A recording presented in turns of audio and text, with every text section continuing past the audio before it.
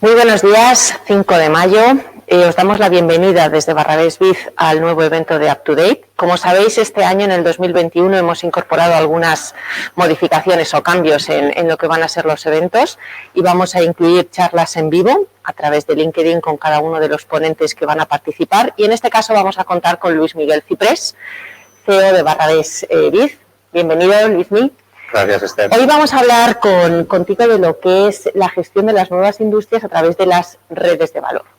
Entonces, vamos a hablar un poquito contigo de en qué consisten estas nuevas industrias, en qué consisten las redes de valor y vamos a hablar también un poco cómo se han ido incorporando en el mercado. Como siempre os digo a todos los que nos estáis viendo, si en algún momento tenéis alguna pregunta o queréis pues comentarnos algo, podéis hacerlo en directo y yo a través de mi móvil lo leeré en el momento que la recibamos. Pues vamos a empezar, Luismi. ¿Qué son las nuevas industrias? Bueno, buenos días o tardes ya casi a todos. Bien, a ver, para entender nuevas industrias entendemos tanto industrias o sectores que están en transformación como aquellas otras nuevas que se crean por propia evolución de las antiguas, ¿no? Y para entender esto yo creo que es también importante entender unas cuantas fuerzas o tendencias que en cierto modo son las que están empujando toda esta transformación en distintos sectores, ¿no? Haciendo un barrido rápido, una primera, que es todos conocidos, el fenómeno de la globalización, que tanto se habla y se viene hablando durante muchos años. Esta tendencia lo que está produciendo es que esa mayor conectividad y ese mayor acceso de cualquier actor, de cualquier industria a otros mercados y a otros actores, produce una oportunidad y una necesidad de escala. Es decir, la globalización introduce en los sectores una componente de escala, ¿vale? Es decir, que la consecuencia empuja a los actores de las industrias y de los sectores a tener esa visión, esa vocación de escala, ¿no? Otra de esas fuerzas es la de, también muy conocida, el cambio, la aceleración del cambio, ¿no? Todo pasa cada vez más rápido, va acelerando. Bien, ¿en qué se traduce esto? ¿Cómo empuja esto a los sectores y a las industrias en su transformación? Pues lo empuja básicamente exigiéndoles agilidad, ¿vale? Entonces, de nuevo, las organizaciones de estas nuevas industrias y de estas transformaciones que se producen obligan a una mayor agilidad en todo lo que es las tradicionales cadenas de valor. Otra de las componentes, además de la globalización y el cambio acelerado, es el fenómeno de la economía de los intangibles, ¿vale? Esto es un fenómeno que no para de crecer desde ya hace varias décadas y que cuando hablamos de intangibles hablamos sobre todo de software, de propiedad intelectual. Hay un dato muy interesante en cuanto a la valoración de los activos. En este caso lo hicieron sobre las Standard & Poor's 500, las 500 mayores empresas de ese índice. La valoración de activos, la distribución de ese valor entre activos tangibles e intangibles de esas 500 empresas, creo que el dato es de 2018, estaba balanceado hacia en torno a un 75% de la suma de activos de todas esas empresas venían de activos intangibles frente a un 25% de tangibles. Esto en los 80 era completamente invertido. Es decir, las mayores 500 empresas del mundo, de distintos sectores, tenían mucho más peso en el valor de sus activos en tangibles. ¿En qué transforma esto y en qué empujan las nuevas industrias? Pues obviamente esto tiene una componente digital y de tecnología muy grande. Es decir, en todos los sectores de las industrias está entrando gran parte de la generación de nuevo valor viene por activos intangibles. Entonces, tenemos la globalización que nos mete escala, tenemos el cambio acelerado que nos obliga a agilidad, tenemos el fenómeno de los intangibles que nos obliga a una mayor componente digital y al final también hay otra tendencia, no sé si tendencia o fenómeno, que es el de la complejidad. La complejidad versus, que esto muchos de vosotros lo habréis oído, con respecto a lo que es los entornos complicados, ¿no? Antes las industrias y la forma de competir y los sectores eran complicados, siempre lo fueron, pero sus actores tenían más o menos las recetas para competir y para crecer dentro de esa organización sectorial. Ahora todo se ha vuelto mucho más complejo por lo anterior. No está tan claro con quién compites, con quién colaboras, a quién le compras, a quién le vendes. Y esas organizaciones más en forma de cadenas de valor se están volviendo más redes de valor. Básicamente esto lo que traduce es que en todos los sectores se están organizando cada vez más, tanto los que se están transformando como los nuevos que se crean, en un concepto de ecosistema, de red, ¿vale? Entonces, estas 4 tendencias son las que están, desde nuestro punto de vista, produciendo todos estos fenómenos y las que meten esa necesidad de escala, agilidad, componente digital y organización por ecosistema, por red de valor, que producen que industrias como, pues hay muchos ejemplos como el turismo, agroalimentario, el mundo media, que se están transformando de manera muy radical, y la creación de otras nuevas industrias, ¿no? Desde mi punto de vista, podemos entender el tema de la movilidad como una nueva industria. Uno puede pensar que al principio, cuando se empezó a hablar de movilidad, hace ya bastantes años, que podía ser una industria adyacente al mundo de la automoción, pero a día de hoy está claro que es una nueva industria formada por actores de otras antiguas o industrias tradicionales. Hay actores de energía, de telecomunicaciones, gestores de infraestructuras, administraciones públicas, los propios de automoción, y esto es lo que llamamos una nueva industria. Entonces, tanto industrias en transformación como nuevas industrias son cambios relevantes en sectores producidos fundamentalmente por esos 4 fenómenos. Genial que nos hayas dado esos ejemplos, Luismi, porque habrá mucha gente que no entienda cuál es el concepto de nueva industria, pero de esta forma podemos especificar o podemos materializar, ¿no?, en esas nuevas industrias que están surgiendo.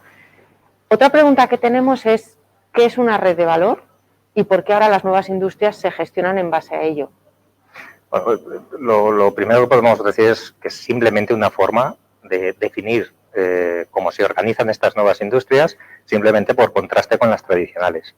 Siempre se explicaba, se visualizaba y se describía un sector mediante la cadena de valor, es algo que todos hemos aprendido y trabajado.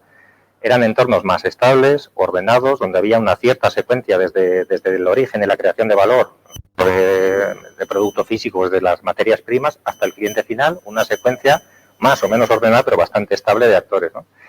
Por contraste, esta nueva economía se organiza más en modo red, en modo ecosistema, es decir, no está tan claro el posicionamiento en tramos concretos de una cadena de valor. Tú puedes, como decíamos antes, alguien puede ser tu proveedor, tu competidor, tu partner, incluso tu cliente, en función de los distintos modelos de negocio y de relación que en esta concepción de red se pueden establecer, ¿vale? Es más dinámico, es menos estanco y permite además la entrada de nuevos actores. Entonces, las redes de valor fundamentalmente se definen así por contraste con las cadenas. Estos fenómenos, además, en esta visualización de red, por lo que comentábamos antes también de los intangibles, producen o favorecen, bajan las barreras de entrada durante los procesos de transformación y favorecen la entrada o la creación de nuevos actores de componente digital. Es decir, durante un tiempo bajan las barreras de entrada por respecto a lo que eran las cadenas de valor, si bien es cierto que cuando ya escalan esos actores digitales, sean nuevos o sean los antiguos incumbentes, las barreras de entrada pueden llegar a ser incluso mayores que en la antigua concepción, ¿vale? Y quizá por otra característica por resaltar de las redes de valor, son más difíciles de regular en aquella componente que todo sector tiene de regulación, y son redes claramente no centralizadas, no tienen un nodo central que domine, coordine y regule todas las relaciones que se producen en ese ecosistema, sino que son más descentralizadas y dinámicas, ¿no? Son entornos deliberadamente coherentes con lo que comentábamos antes de esa complejidad que se está produciendo y que va aumentando, ¿no? Responden a esa complejidad y son coherentes con esa complejidad. Es decir, por lo que estás comentando, los actores que forman parte de esta red de valor no tienen un rol específico en cada una de las fases como tradicionalmente se tenían, pero entonces, ¿quién lo gestiona? Realmente no hay un actor central que gestione. Son fenómenos que durante las últimas décadas han consolidado en muchos sitios del mundo sin haber una regulación clara, una intención clara en ocasiones, simplemente por agregación y por lo que se llama en los entornos pedantes de círculos virtuosos, pero no hay un actor central que regule y que sea el dominante. Puede haber incumbentes y pueden crecer hasta una escala de cierta dominancia, pero es que la metáfora de los ecosistemas está muy bien puesta, porque son vivos, son diversos, son con relaciones cambiantes, tienen puntos de equilibrio, pero, insisto, no son concepciones tan simplistas como una cadena de valor donde siempre la creación de valor sigue los mismos tramos, ¿no? Son más dinámicos. Entonces, al no ser centralizadas, no hay un actor de liderazgo. Un actor muy relevante o muy incumbente en una industria conoce a día de hoy muchas formas de fomentar la innovación y mantener ese liderazgo, pero desde una perspectiva de sus Innovation Labs o de sus iniciativas. Pero si realmente quisiera liderar un ecosistema, es difícil ya por definición, ¿no? Tiene que ser abierto por definición y con entrada para diversos competidores, claro. Hemos hablado en anteriores eventos de UpToDate de lo que eran un poco los ecosistemas de innovación especializados. Los hemos mencionado, hemos visto que estaban en auge, que se habían impulsado, que ahora hablaremos si después de la era post-COVID ha sido algo que también ha acelerado, pero igual que hemos hablado de todos ellos, ¿es algo que está ahora en auge porque es algo nuevo o es algo que hace años ya se estaba impulsando y ahora ha cobrado como más importancia?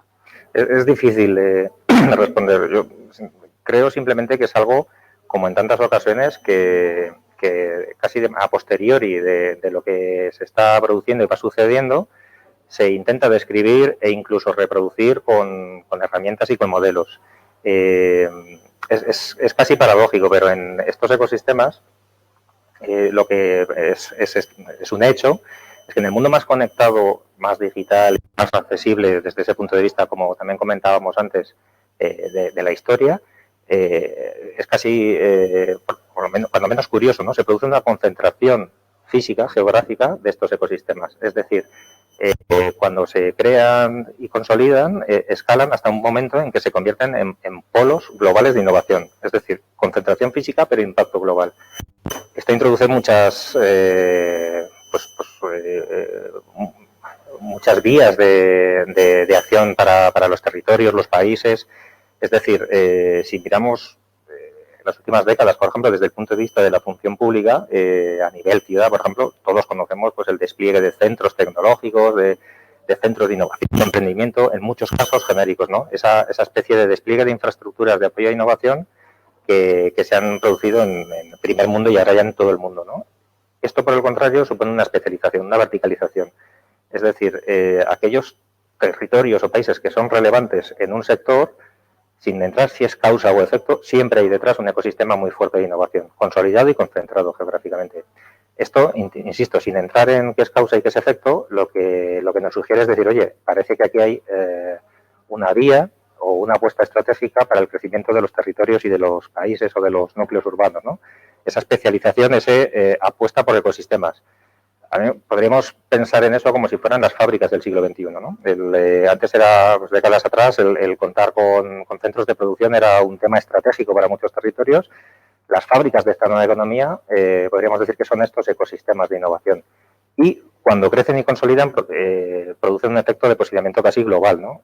Un ejemplo muy, muy típico es, oye, tú puedes hacer una startup de fintech en cualquier parte del mundo, puedes hacerla crecer, puede funcionar muy bien, pero siempre hay la primera división, sabes que está en Reino Unido, ¿no? en Inglaterra, en la City. Es donde están los centros o sea, los fondos de inversión más especializados, el talento, es un ciclo de estos virtuosos otra vez que lo atrae, todo tipo de recursos que se van concentrando, ¿no? Entonces, es importante y es estratégico para los territorios apostar por estos ecosistemas de innovación especializados, porque suelen ir acompañados de un buen posicionamiento en esa industria, en ese sector, y al final esto, insisto, se retroalimenta, ¿no? Y acaba siendo cada vez más grande.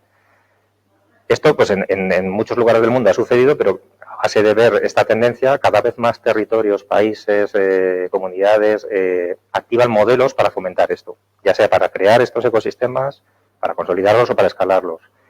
Nosotros en concreto en Marrades llevamos ya pues, bastantes años investigando, probando, testando y ejecutando modelos de apoyo a estos ecosistemas, ¿no? Un ejemplo es el Hub de movilidad de innovación de movilidad en Madrid, Madrid in Motion. Es ya casi 4 años de vida, va por su tercera edición y pues administraciones públicas, por supuesto, siempre con el apoyo del Ayuntamiento de Madrid, la Empresa Municipal de Transportes, Metro de Madrid.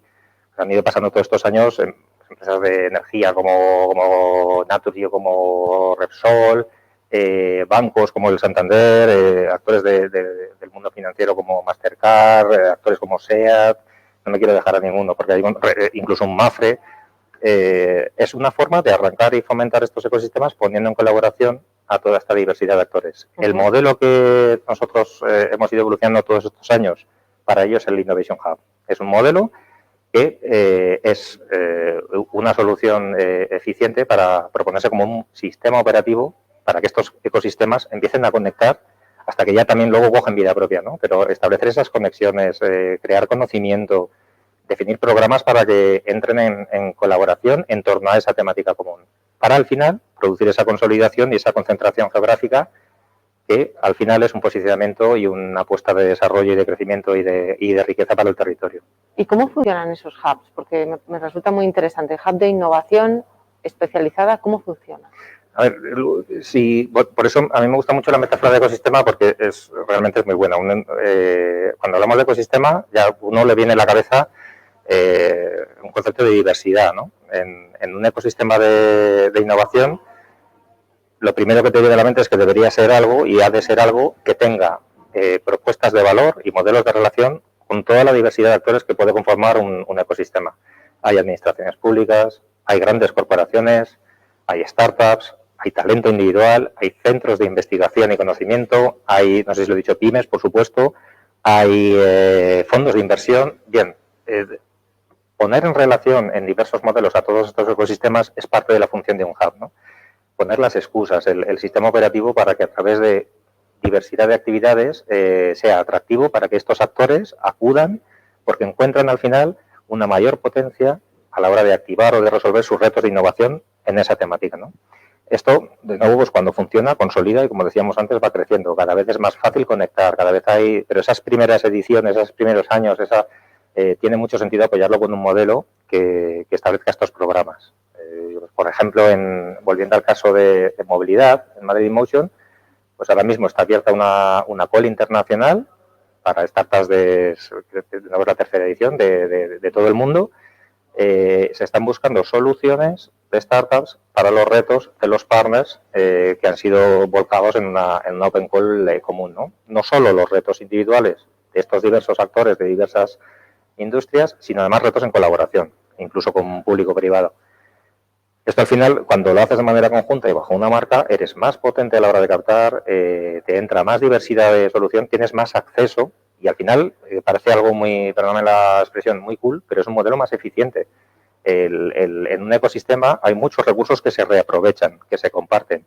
Eso no quiere decir que no se pueda competir, al revés, pero sí que es un modelo, desde mi punto de vista, incluso más eficiente.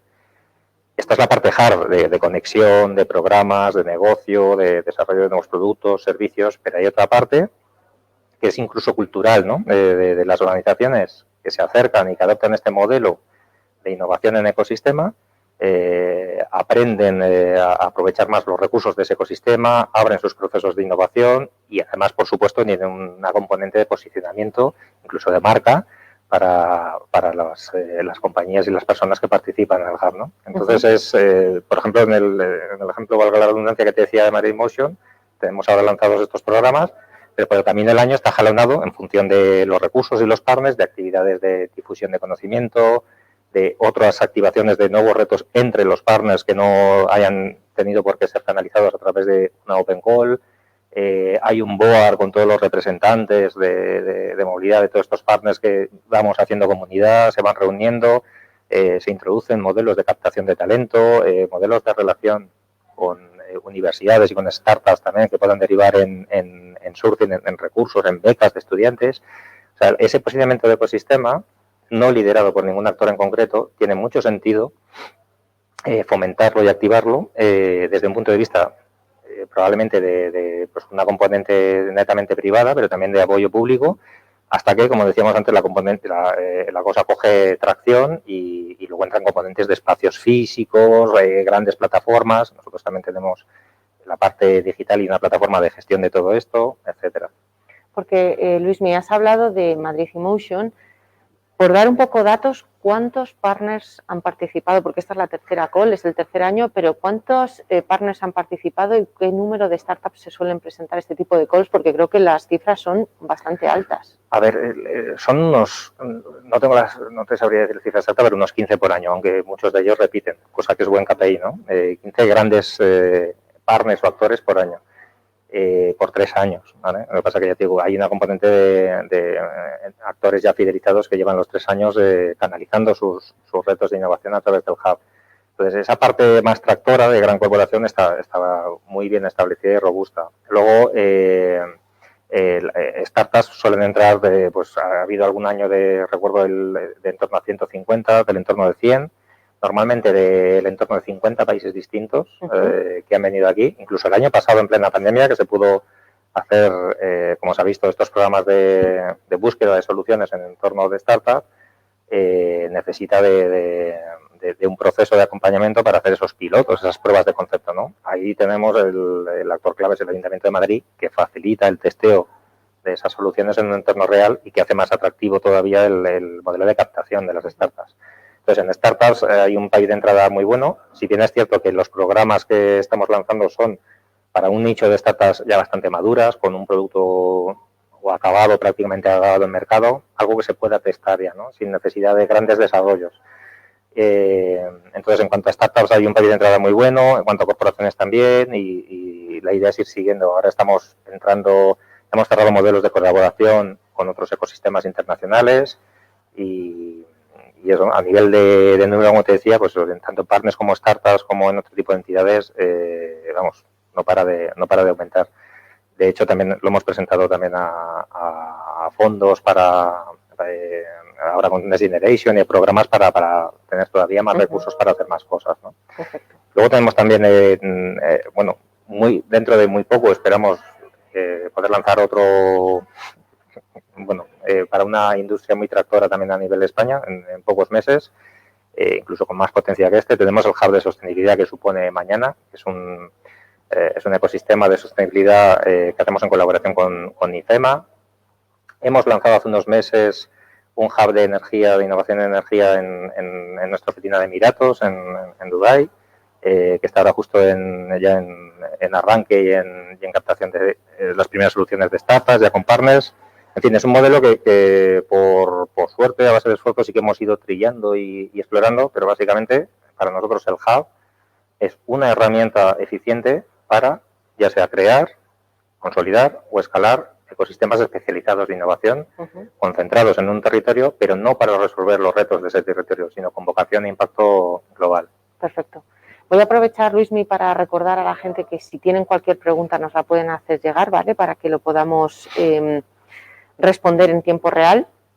Y mientras nos llegan posibles preguntas, yo tengo una última. Si ahora mismo nos está viendo una organización, un partner, una compañía que quiere participar o bien en una nueva industria o bien en ese ecosistema de innovación especializado que estamos hablando, ¿qué tiene que hacer?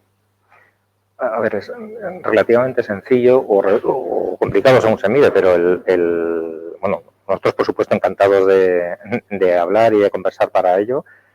Como te decía, tenemos varios modelos ya activos y en escala, pero básicamente lo primero es probar, ¿no?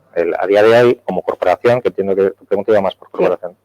Es difícil pensar en una corporación que no tenga una componente fuerte de ecosistema en su modelo de innovación. Ya sea abriendo sus retos al ecosistema o colaborando, pero estos son entornos que cada vez están más maduros y más accesibles para que una corporación vuelque y encuentre soluciones y encuentre nuevos retos incluso a través de estos modelos de colaboración preestablecidos en los Innovation Hubs. Entonces, básicamente hay formas de probar de manera quizá más ligera en una primera edición y luego lo que suele pasar es que suelen ir metiendo más y más porque realmente son, como te decía, modelos bastante eficientes, ya no solo por los resultados de negocio y el acceso a los recursos, sino también por la visibilidad. Perfecto. Pues Luismi, yo creo que el tiempo se nos está acabando, ¿sí? No nos queda nada más que un par de minutillos. Agradecerte de verdad que hayas estado con nosotros, que nos hayas explicado un poquito más sobre las nuevas industrias. Y a la gente que nos está viendo, pues invitaros a que podáis participar en el resto de eventos que seguiremos teniendo todos los miércoles a las 12:30 en el espacio de Growth Space aquí en Barrabés-Vic. Un placer haber podido hablar con vosotros sobre tendencias, innovación y sobre el futuro. Muchísimas gracias.